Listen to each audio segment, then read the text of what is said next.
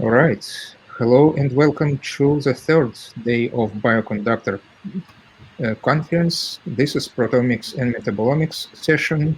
We will start the talks shortly, but first a few housekeeping items. If you have questions for the speakers, please enter them into the Q&A tab and be sure to mention the name of the speaker. We will hold questions until the end, and so all questions should be tagged to whom they will be addressed. You have the ability to upvote questions for the speaker to answer, and if you would like to ask your questions live, please use the raised hand feature and we can bring you to the stage. And there are various emojis available to give feedback to the speaker as well. And if for some reason you have to leave early, the video of this session will be available a couple of hours after the session has completed. And now let me introduce our speakers. So far we have three speakers: Aurelien Dugourd, Ettore Mosca, and Paul Castellano Escuder. So let's start with Aurelien, and please go ahead. Yeah, thank you very much for the kind introduction. So I'm going to upload my talk here,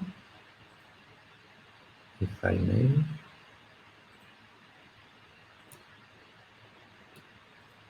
All right. And Cosmos Bioconductor 2021. All right. So yes, thank you very much for the introduction. So I am Aurelien Dugourd from Saez-Rodriguez lab in Heidelberg. And today I will give you a presentation about a tool that I developed called Cosmos that is used for causal integration of multi-omic data with prior knowledge.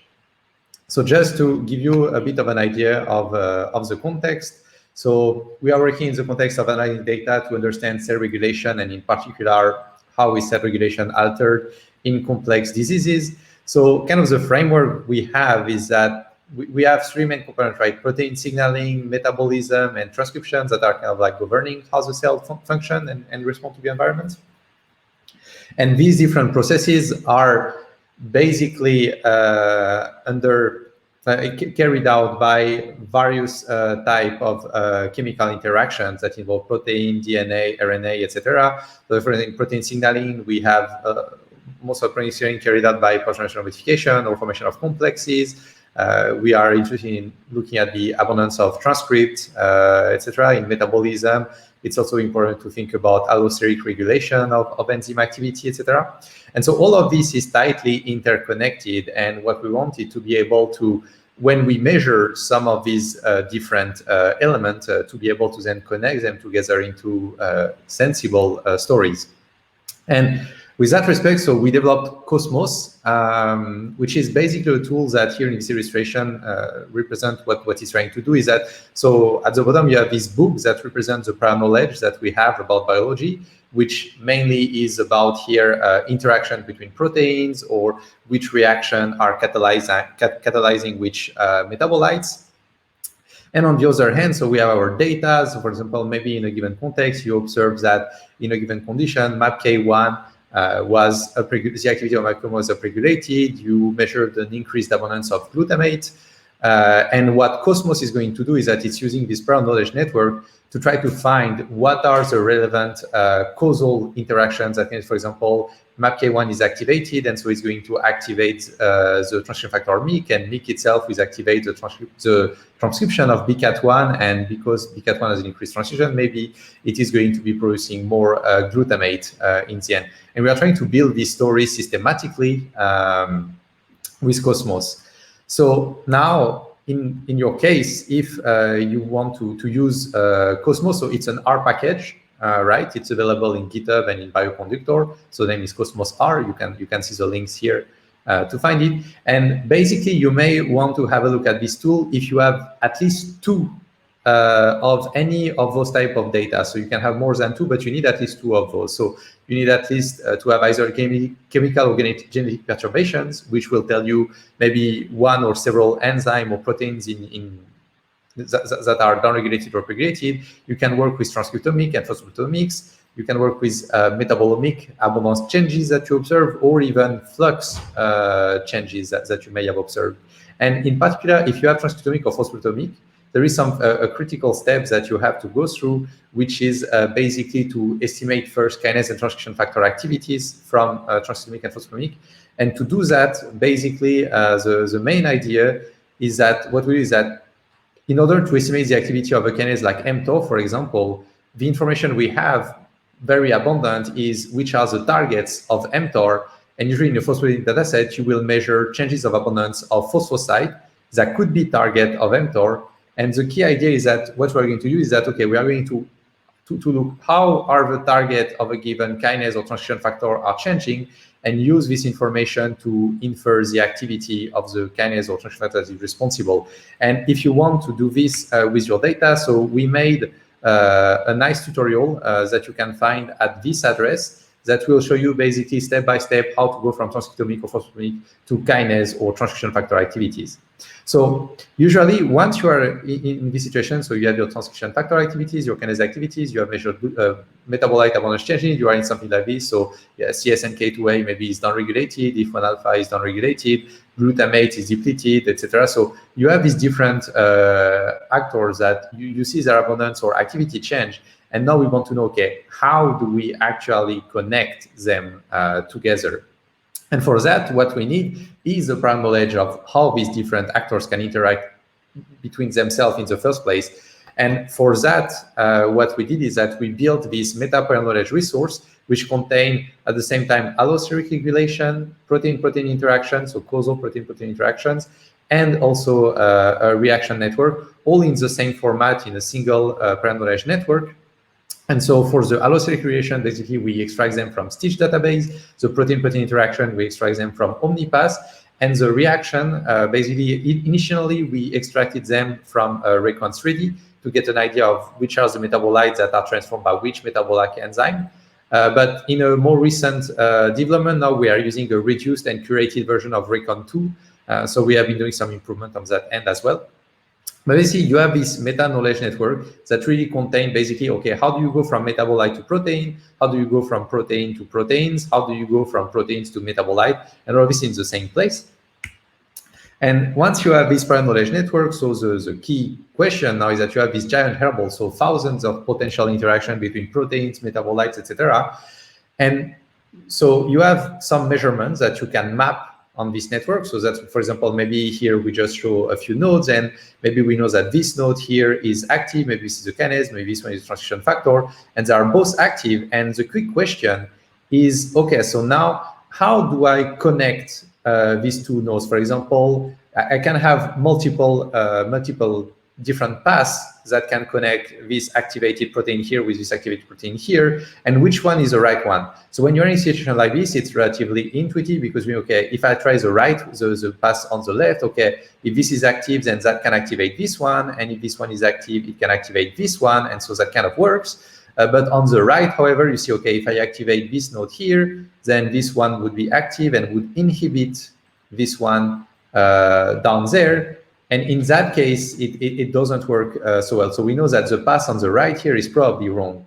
And it looks easy to do right now with only 4 nodes and 2 measurements. But when you have hundreds of measurement mapped on the network and thousands of potential paths, it becomes impossible to do. And that's why this step is actually handled by an algorithm called Carnival, which is also available in GitHub in Bioconductor, which actually its job is to really scale up this reasoning to hundreds of measurements and thousands of interactions at the same time using integral linear programming.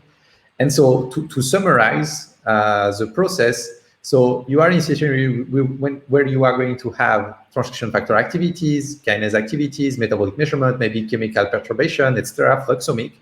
And these different functional information are then integrated together in this meta-prior knowledge networks that combine different type of information and different type of omic layers by the Carnival algorithm to generate a network that looks like what you have on the right of the slide, where you have kinases that can activate transcription factors that inhibit the transcription of metabolic enzyme and themselves lead to the depletion of their product. And to conclude, basically to give you an idea of what it looks like in every case. So we apply this in the context of a cohort of kidney cancer patients. And for example, what we had observed was that if you look at the small extract of the network on the right, we see that, okay, MYC was upregulated in our cases, and we were observing also in cancer patients an increased abundance of reduced glutathione and glutamine. And what Korcsmáros proposed as an hypothesis, for example, to explain this connection is that, okay, maybe MYC can activate the action of BCAT1. BCAT1 itself will then produce more glutamate, and this glutamate can then be used to produce reduced glutathione and glutamine by GGT1 and other enzyme of this family, and GLUL to produce glutamine. And one final note, however, is that so you have many of these type of interaction in your network, and something to keep in mind is that this is not a predictive model. However, probably this interaction is quite relevant. So this is something that is probably happening in our cancer tissue, so that MYC is activating BCAT1, for example, to produce glutathione.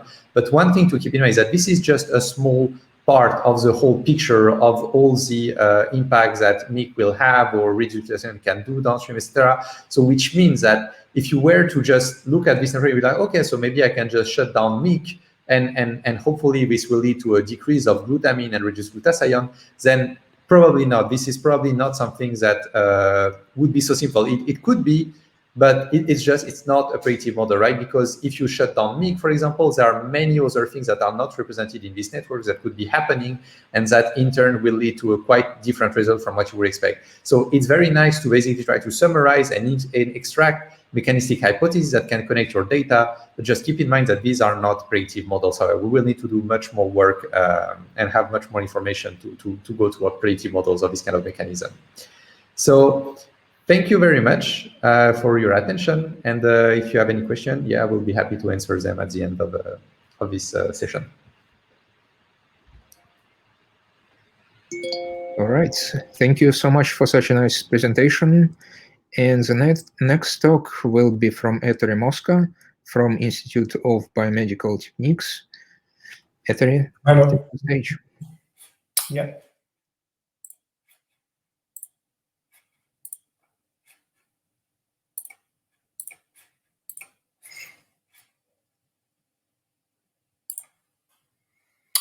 So can you see the presentation?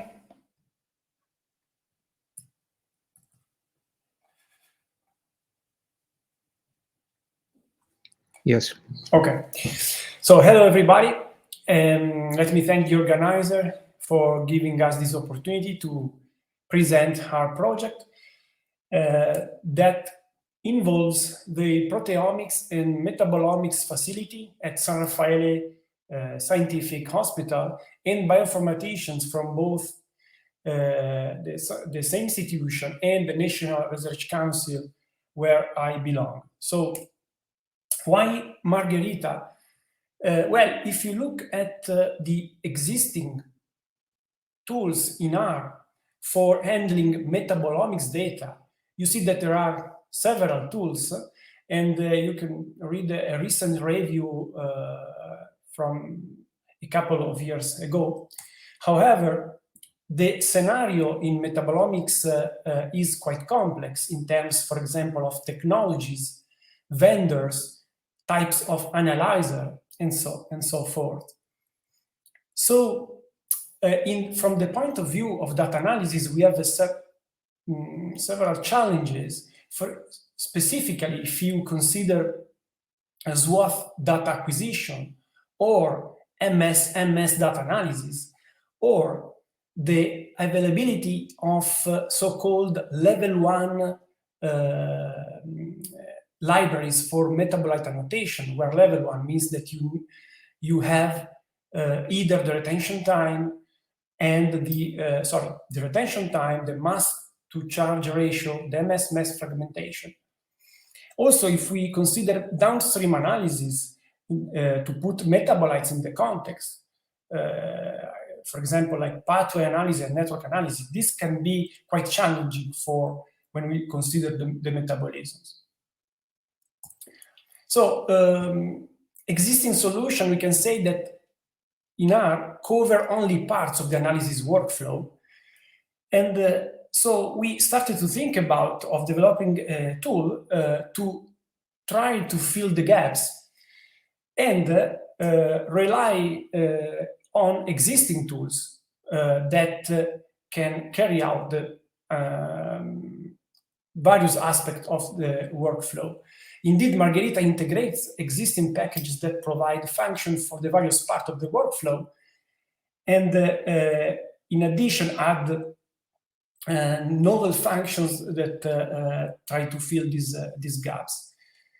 So in general, we start the workflow that we cover starts subsequently after data extraction for which we use the MS Dial software, which performs quite nicely according to our experience, and also covers various technology. So with Margherita, we want to cover the preprocessing steps, then all the various types of statistical analysis that can be done according to the research questions, the important aspect of metabolite annotation, and also the downstream analysis in the context of systems of metabolites like pathway and network analysis. In order to achieve this, to cover these various aspects of the workflow, we had implemented a series of functions that enable to translate data structures into one another. For example, the popular MSM-based package that implement data structure for metabolomics, in particular the MS-NSET data structure. So we have a function to translate this data structure into the data structure that we use. And also, for example, a recent package, Notame, has introduced another data structure that is called the Metaboset. And this is another example where we have this conversion that enable Margherita to use functions from different packages.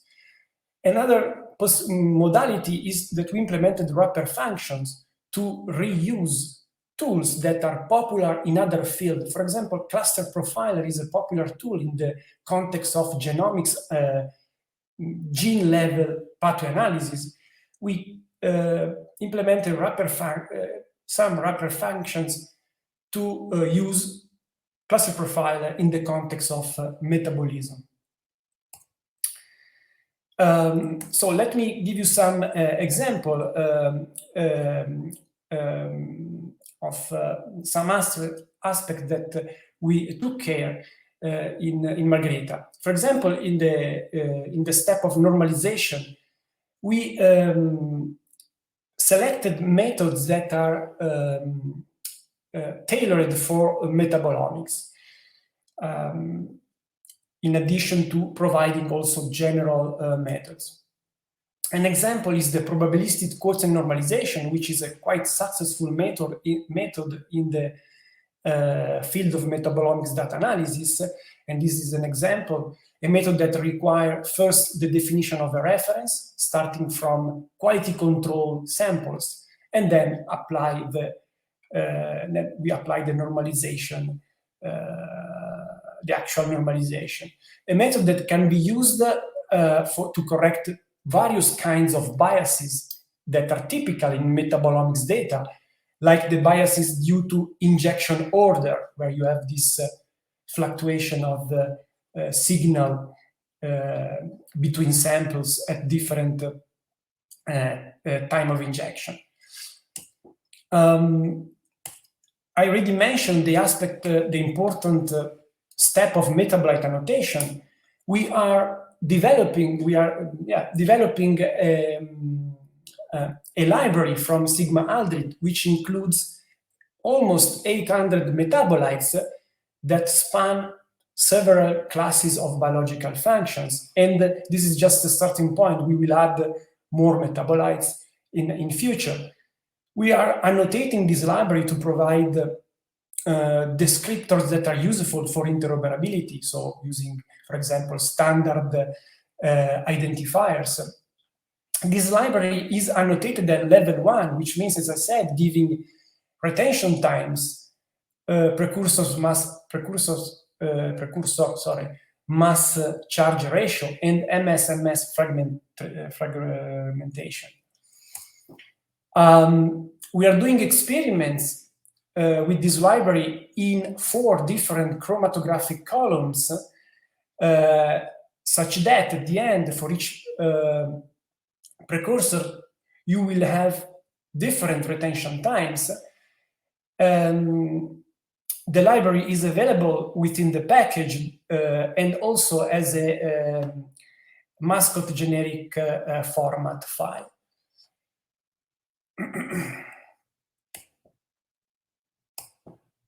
I mentioned the step regarding pathway network analysis. In this part, we implemented functions to retrieve and clean and filter pathways from NCBI biosystems, focusing specifically on pathways that involves metabolites. And also we implemented functions that allow to preprocess novel biosystems files to update the annotation in terms of pathways. As I mentioned, then we rely on cluster profiler to perform pathway analysis, which means that we basically cover in the field of metabolisms both the over-representation analysis and the metabolite set enrichment analysis. Concerning network analysis, we have, similarly to what we have done in the field of, in the area of pathways, we have preprocessed a version of the metabolites protein networks provided by the EMBL Stitch database. And this is provided within the package, but also functions to update this network using more recent version of Stitch, downloading these files from Stitch. In the area of network analysis, since the pipelines are usually more complex than those of pathway analysis, what we do is that we have functions to create appropriate input in order to use other tools of network analysis, in particular, a couple of tools. One is the MFind, the other is MND that we developed in recent years.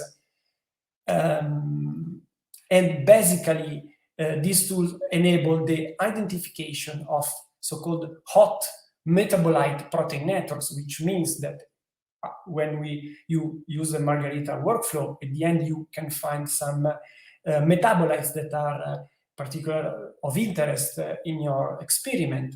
And so giving these metabolites and possibly also genes scores to these tools, you can find metabolite protein networks that are enriched of metabolites and proteins with significant statistics. So trying to reconstruct the molecular mechanism underlying the disease or the biological process that you are analyzing. So, in summary, Margarita provides a unique location to handle the workflow of metabolomics data analysis. We try to rely on other relevant packages in the field by means of wrapper function and data structure conversions. We provide processed dataset to use in pathway analysis and network analysis, specifically tailored for metabolomics data. We provide a library for metabolite annotation in TripleTOF. We designed the package to be used by people with a basic knowledge of R following the tutorial. However, the functions are implemented in a way that also experienced user can combine the functions almost, with a quite interesting degree of freedom, so to assemble novel possible pipelines. We are in alpha testing, so we will release soon the source code on GitHub and then submit the package to Bioconductor. So this ends my talk. Thanks for your attention, and I'm available for trying to answer some questions or comments later. All right, thank you, Attila. It was great, and you answered my question, where is the code? So it's still not released. I couldn't find the link, but apparently everybody stay tuned, it's coming. Yep. All right, our last talk, one speaker did not show up, so we will have a video presentation from Paul Castellano Escuder, and he won't be available for the session, but he will be available at tables. So if you are interested in his talk, please look at him at tables and message him directly. So his talk will be about Puma, user-friendly workflow for metabolomics and proteomics data analysis. And let's start the video.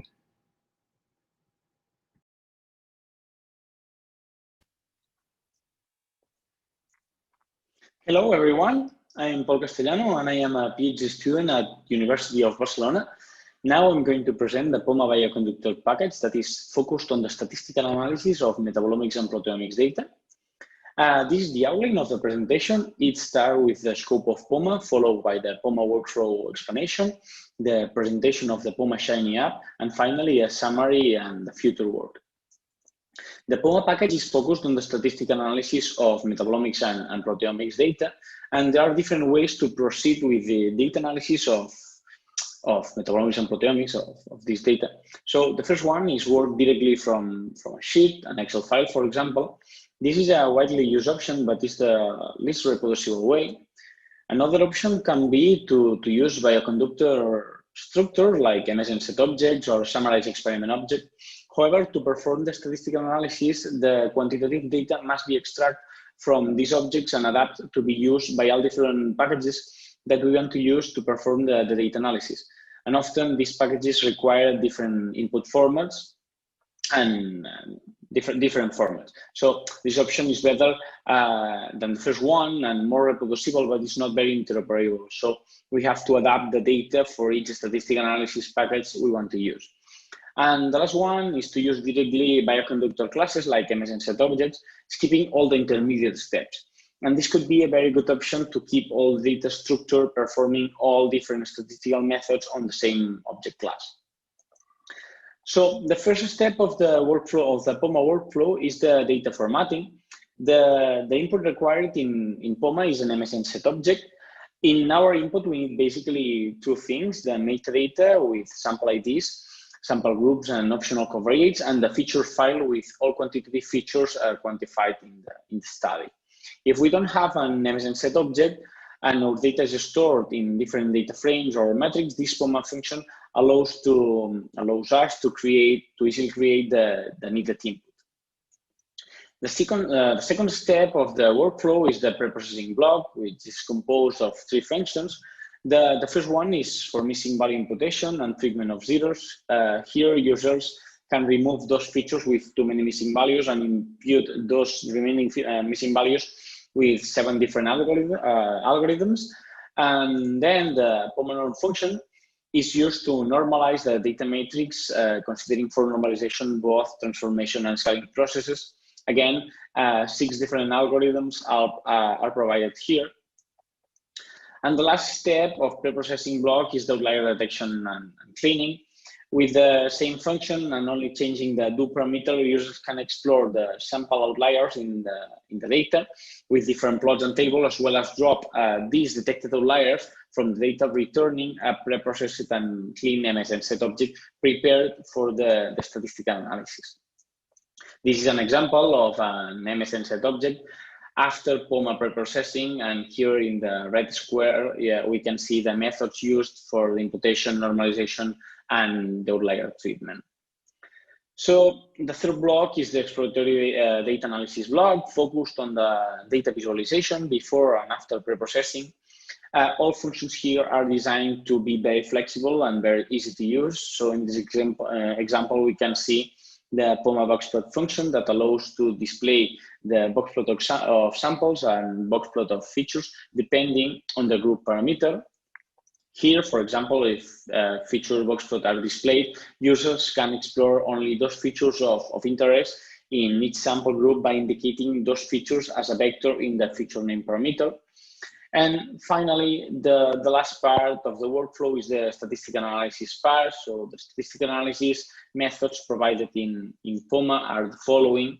So for univariate analysis, t-test, ANOVA, and COVA, if users want to include some covariates, and Wilcoxon and Kruskal-Wallis for non-parametric tests, PCA, PLSDA, and SPLSDA for multivariate analysis, K-means algorithm for cluster analysis, the known Lima bioconductor package. So Puma also offers a function to perform Lima models, both with and without covariates. Correlation analysis, pairwise correlations, correlograms, network correlations, and Gaussian graphical models. Regression methods like lasso, ridge regression, and elastic net, allowing train and test split. We will explain this in the next slide. Random forest for classification. Puma offers functions to perform classification random forest using a classical random forest algorithm, also allowing train and test split. Rank products from the rank prod bioconductor package, and odds ratio calculation based on a logistic regression model for two-group analysis. So all Puma functions are focused on simplifying and compacting the analysis, grouping different methodologies of the same class within a single function instead of maintaining many single purpose functions. And what does that mean? So for example, in univariate analysis, instead of providing and maintain different individual functions for each test, Puma provides one global function for the univariate analysis that can perform all different univariate tests. Here we can see that with one function we can perform all univariate test methods provided, and the same for multivariate analysis. With just one function, users can perform all multivariate analysis implemented in Puma without changing the input format. And Puma predictive features allow users to split data into random train and test sets in order to perform an external cross-validations. There are two features in Puma that are designed with predictive modeling purposes. Both regularization methods and random forest allow users to split data into random train and test sets, using those sets to perform those test sets to perform only an external cross-validation and providing real prediction matrix, avoiding the problem of overfitting. Here, for example, we can see the lasso for feature selection with here no test set is created because we are setting the n-test parameter to null. But if we can set this parameter to 20, for example, the ridge regression will create a random test set of 20% of the total samples of the data. And on the other hand, for random forest, it's exactly the same. We can set this n-test parameter to 20%, and this function will create a random test set only to perform the external cross-validation and to provide real prediction metrics. This is a quick example of the Puma workflow. Here, for example, we start with a raw MSN set object, and we can impute this object, normalize, remove those outliers, and apply it, for example, and create a Lima model with these simple functions, including covariates. Just setting covariates to true and selecting the contrast among our data groups. And these are the results. Okay, this is the Puma Shiny application. This application is the Shiny version of this package and includes all the functions we have mentioned before. This application, this is the GitHub link and the application link. And as I said, this application includes all the functions that Puma bioconductor package also provides. As a summary, Puma provides a robust, reproducible, and user-friendly workflow for the statistical analysis of metabolomics and proteomics data. Puma allows users to include different covariates in the analysis. Puma also provides its own interactive Shiny version called Puma Shiny. And Puma for sure is an open source tool and everybody is welcome to contribute. As a future work, the implementation of more functions and methods focusing mainly on predictive strategies and multivariate approaches, and on the other hand, migrate from the MSN-based MSN set structures to the summarized experiment ones in order to extend this package, the Puma package, to other omics and make the package more interoperable within the bioconductor environment. So thanks for watching, and I'm open to questions. All right, thank you for the speakers, and let's give them a round of virtual applause. And if both speakers can join the stage, we have plenty of questions. So let's start with the first one from Johannes. And this question is to Attila. How is the MR list different from bioconductors summarized experiment? Yeah, actually, MR list is actually a list, so it's not a class. We have this simple data structure for now. In the future, maybe we consider to implement a class as a data structure. As I said, up to now, we have this function to transform this list into building classes like that required by MSN base or by Puma packages. All right.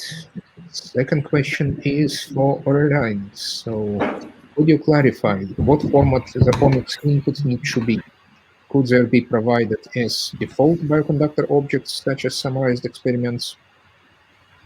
Yeah, so that's a good question. And so actually, just for the second part of the question first, it's in the plan for the future version to be able to use summarized experiments, because it's really just about making a wrapper for us to connect it to Cosmos. So not right now, but in the future, hopefully it will be. And right now, the format of the input is basically you need to have. So it depends on the networks that we're using, and in the network you have two types of elements. You have proteins and you have metabolites. So the proteins are annotated with entries gen ID, and the metabolites are identified with PubChem IDs. So in theory, yeah, your data, if you have kinase activities or transcription factor activities, they should be annotated as gene entries IDs. And if you have metabolomic data, then it should be as a PubChem IDs. All right. There was a similar question, which I believe you can already answer, but try. Yes. So basically PubChem IDs with some suffix and affix that are added manually, but at the heart, it's a PubChem ID. That's all you need. CID, PubChem CID. All right.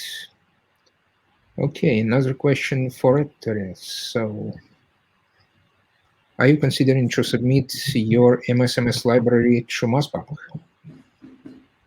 Yes, short answer is yes. We will provide it, as I said, in the package. And also, we would like to share this experimental effort because, you know, building a library such that is an experimental effort. We would like to share this library also in database like that. All right. Another question for Aurelien. Do the proteins and metabolites have to be already identified to use Cosmos, or they can be untargeted? That's actually an interesting question. We never thought of going that far to connect Cosmos directly with the output of the MS. But if I don't think we will do that, but if you are a bit creative, it's something that actually could be done in theory. So if someone wants to implement something like this, it would be really nice. But yeah, we will stick with already identified protein and metabolites ourselves for now. All right, and the last question is about also extending Cosmos functionality. People see human on the slides. Are there plans to extend it for mouse? And I would add other model organisms. Yeah, so that's a very good point. And actually, so that's something that we would like to do. And basically, to give you an idea of what needs to be done, so is that in Omnipath right now, we can easily, we have human, right? So for the protein-protein interaction, we have human. We can easily get mouse and rat through homology. And then we could look at BioGrid for other organisms. And in Stitch, for the allosteric regulation, there we also have a lot of different organisms that are available, so this would not be hard. The limiting point is the reaction network, because right now we are using a curated reduced version of Recon 2.